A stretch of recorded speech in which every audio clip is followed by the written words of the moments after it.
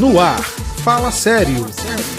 Bom dia, boa tarde, boa noite, adolescente. Estamos começando mais um Fala Sério Entrevista. O tema de hoje é firme na areia. E estamos com uma convidada super especial, a senhorita Mona Lisa. Pode se apresentar, por favor? Olá, gente. Então, ela já disse meu nome, né? Mona Lisa. Eu sou professora, tanto na EBD quanto na minha vida secular. Eu também sou professora de música, sou formada em música. E, bom, é isso que eu sei fazer dentro da casa de Deus, fora da casa de Deus. E é isso. Show, Mona Lisa! Então, hoje a gente vai falar sobre parábolas. Então, pra gente começar bem o nosso tema, o que são parábolas? Então, parábolas são pequenas histórias que explicam uma verdade muito complexa, né? Ou algum conceito, e que dentro delas são usados exemplos do dia a dia para que sejam mais facilmente entendidos o que quer dizer essa história. Interessante. Jesus usava muitas parábolas porque era uma maneira de, acredito eu, de facilitar a compreensão do povo. E ele usava essas parábolas por algum outro motivo? Era só isso mesmo? Não, então, ele usava as parábolas para ensinar aos discípulos as verdades que ele queria passar sobre o Evangelho. Então, ele usava exemplos do dia a dia dos discípulos para que eles possam entender o que ele queria passar em relação à mensagem do Evangelho de Jesus. Então ele encontrava... Jesus era um mestre incrível, né? A gente tem muito que aprender, eu enquanto professora tenho muito que aprender com Jesus pela forma que ele tentava usar, que ele usava de coisas extremamente difíceis a ser dita, né? O que é o reino de Deus, e ele usava metáforas, podemos dizer assim, para que os discípulos entendessem o que ele estava querendo dizer de uma forma muito mais simples. Então ele era um cara muito didático. Então eu fico impressionada com a capacidade que Jesus tinha de explicar coisas tão complexas de uma forma tão simples. Sim, e uma das grandes verdades sobre o evangelho que a gente vê, né, em todos os evangelhos, é que Jesus também usava perguntas. Ele respondia com perguntas. Tudo isso para instigar, para chegar ao fundo do coração de alguém. Eu acho que pra deixar aquela pulga atrás da orelha pra pessoa ir pensando, cara, o que ele quis dizer com isso? E, não, aí ele voltava e explicava e... Nossa, Jesus Jesus incrível. era um mestre da dialética, e isso no tempo dele. Exatamente. E hoje a gente passa o quê? Ser médio na faculdade, aprendendo isso pra poder ser um bom, sei lá, conversador. E que sai muito... Não chega nem aos pés de Jesus, né? Que se bobear, a gente acaba se enrolando por muito pouco. Então, sim, Jesus era um cara incrível. Alguém tentava fazer uma pergunta bem capciosa e ele já vinha com uma outra resposta à altura, sabe? Um cara fantástico, inteligentíssimo. A gente tem muito que aprender com ele, inclusive. era Jesus, gente. Ele era perfeito. A gente não é, mas glória a Deus.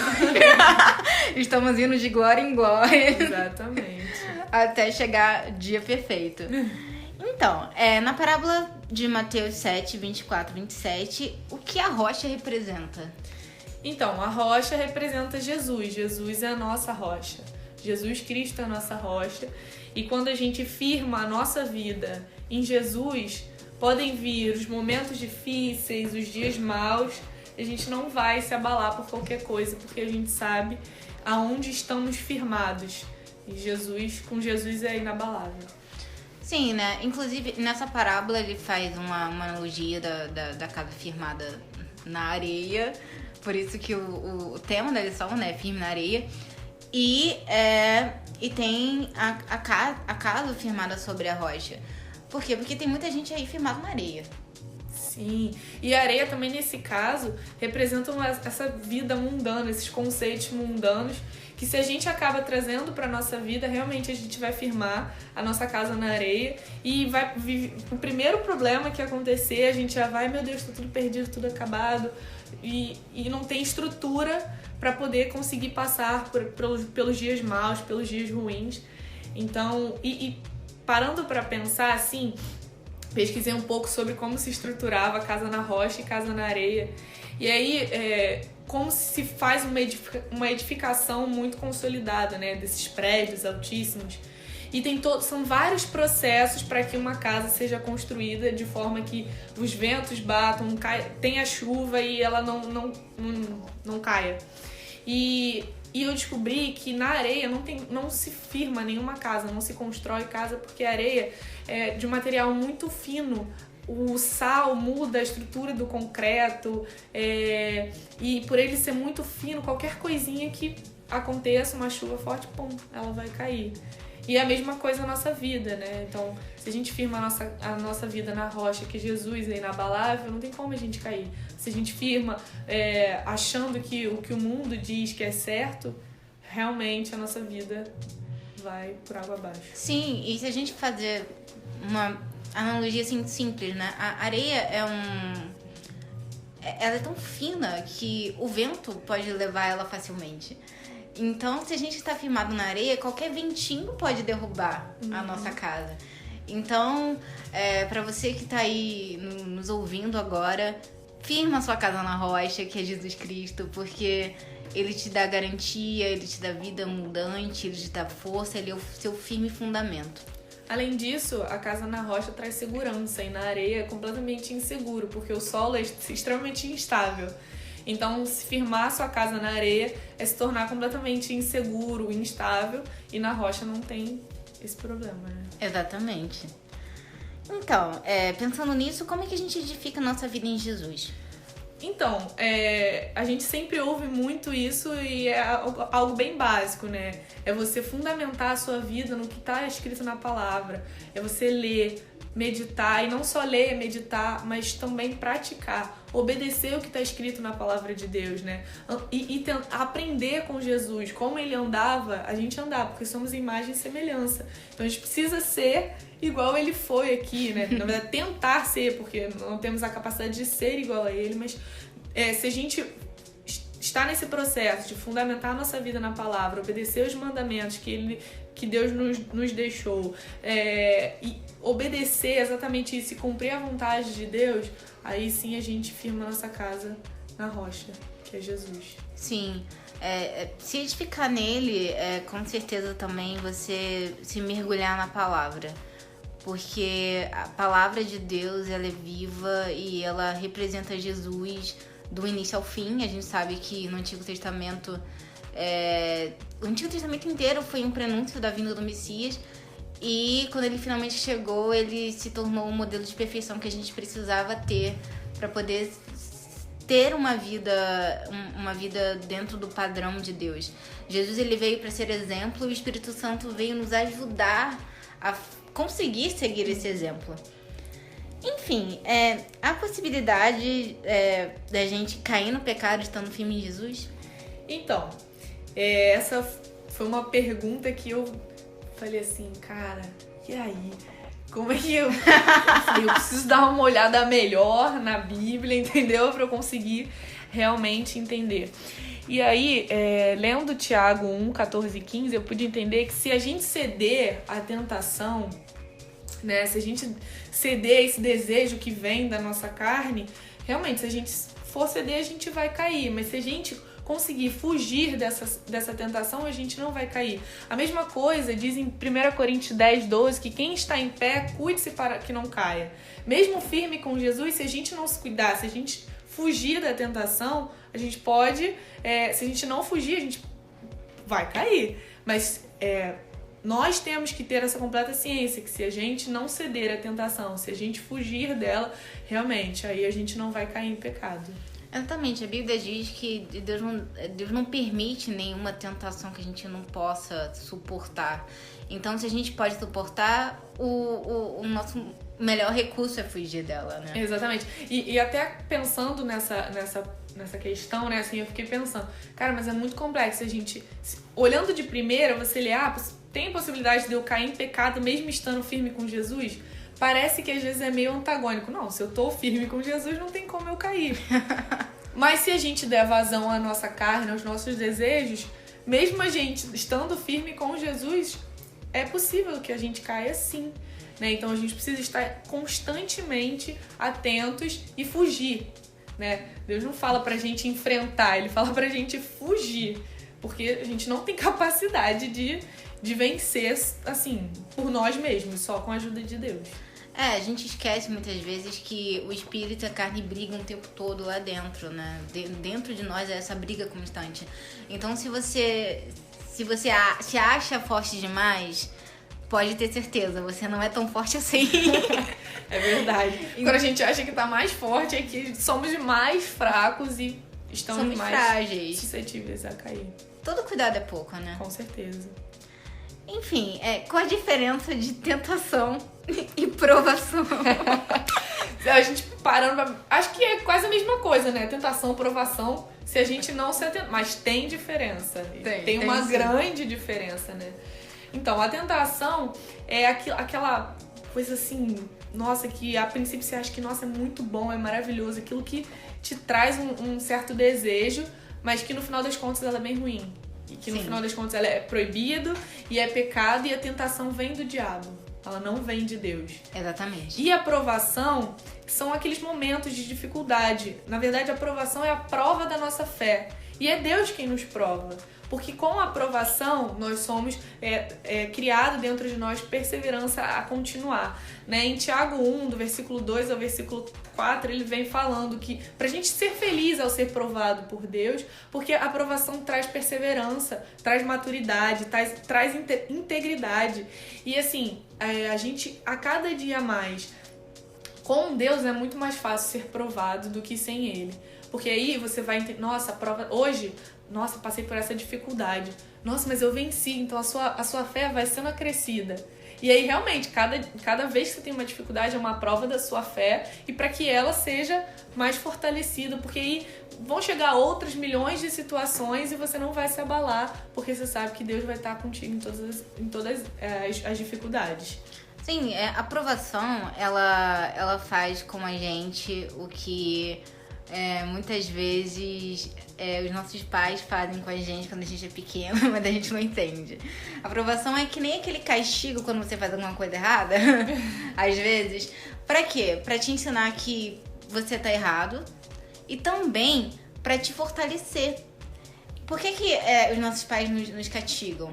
Não só pra mostrar que a gente tá errado, mas pra nos amadurecer, pra nos mostrar alguma coisa além, muitas vezes. Então, às vezes, Deus permite que a gente passe por uma provação pra gente se consertar e também pra gente se fortalecer na fé, porque a cada desafio que você tem na vida, você vai se tornando uma pessoa mais forte.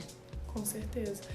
E com isso também vem a maturidade, né? Então, eu tô lendo o livro Maturidade, do pastor Luciano Subirá. Maravilhoso esse livro, inclusive recomendo vocês também, adolescentes, a ler. Leiam. E que fala que a gente só pode realmente alcançar o que Deus reservou para nós quando a gente tem maturidade para receber. Enquanto um filho não tem maturidade para receber uma herança, que é a herança que Deus nos deu, se a gente não tem maturidade para receber isso, a gente vai jogar ela fora. A gente não vai dar valor. Então, a partir do momento que a gente passa por uma provação e que produz essa perseverança, você cria maturidade, você vai dar valor ao momento da bênção. Você vai dar valor também à próxima provação, porque você sabe que no final das contas você vai estar com Deus e a sua maturidade vai te fazendo também ter esse feeling, digamos assim, né? Isso. De saber, não, isso vai passar e algo muito melhor vai acontecer. E é realmente isso. Porque a gente vai criando maturidade pra saber aproveitar as coisas boas que Deus tem pra gente não jogar fora. E a aprovação ensina uma coisa muito importante também, gente: aprender a depender de Deus. Exatamente, um ponto fundamental. E a nossa vida é baseada nisso, né? Dependemos de Deus para absolutamente tudo. Absolutamente tudo. A gente não pode achar que por nós mesmos vamos conseguir. Ah, não, porque eu estudei muito pra passar nessa prova e por mim mesma tá tudo certo. Não. Se Deus falar assim, não, esse não é o melhor pra sua vida, você pode ter se matado de estudar, mas você não vai entrar. E aceita que dói menos, é literalmente Exatamente. isso, entendeu? Então, assim, a gente entender que somos completamente dependentes dele e que precisamos cumprir a vontade dele, não a nossa, porque a vontade dele é perfeita e agradável. Glória a Deus. Agora vamos para a nossa última pergunta, galera. Então, qual a diferença entre aquela pessoa que tem a casa firmada sobre a rocha e a pessoa que está firmada sobre a areia quando passa por uma tentação ou por uma provação? Então, aquela pessoa que constrói foi ótimo, né? Então, você, adolescente, que constrói a sua casa na rocha, podem vir as provações, podem vir as tentações, os dias ruins, a vontade, os desejos da nossa carne. Mas se você está firmado na rocha, você ainda assim passa por isso e continua, a sua casa continua estruturada, a sua vida continua estruturada. Né? Você não vai se abalar, não vai cair, não vai ruir. Agora, quando a gente constrói a nossa casa na areia, vão vir as tentações, vão vir as provações e elas vão acabar contigo. E você realmente vai cair, oh meu Deus, ó céus, ó vida. E vai achar que o mundo acabou. Então, assim, vai se tornar uma pessoa completamente insegura, instável, inconstante. Então, meu conselho é que você construa a sua casa na rocha verdadeira, que é Jesus, né, o nosso Salvador, porque Ele sabe o que é melhor para nossa vida. E se a gente achamos que sabemos o que é melhor, estamos bem equivocados, porque quem só sabe mesmo o que é melhor para aquele que o criou. Então, Deus nos criou, então Ele é o nosso Criador, Ele que sabe o que é melhor para nossa vida. Exatamente isso. A pessoa que está firmada na rocha, ela sabe a importância de pedir a direção de Deus o tempo inteiro. Porque quando você está debaixo da vontade de Deus, você não é uma pessoa inconstante, você sabe para onde ir, porque a rocha que Jesus está te dizendo para onde ir, onde você deve se firmar, onde você deve ficar, o que você deve fazer. Então, você que está escutando a gente agora, se firme na rocha, busque a direção de Deus em todos os seus caminhos e você vai conseguir passar por qualquer provação, tribulação e tentação. E aí, tu quer falar mais alguma coisa para finalizar? Não, só quero dizer assim que vocês agora que são adolescentes estão numa fase muito mágica, uma fase de construção de pensamentos, de personalidade, de caráter. Então não deixe para construir a casa de vocês quando vocês ficarem mais velhos, quando forem jovens ou quando forem já idosos. Não, agora, o momento é agora. E eu posso afirmar para vocês com completa ciência e falando de alguém que decidiu isso também quando era adolescente. Foi a melhor escolha da minha vida. Foi firmar a minha casa na rocha, que é Cristo. E hoje eu tenho colhido muitos frutos que eu plantei lá atrás, na minha adolescência, de ter escolhido construir a minha casa na rocha. Deus te abençoe muito, viu?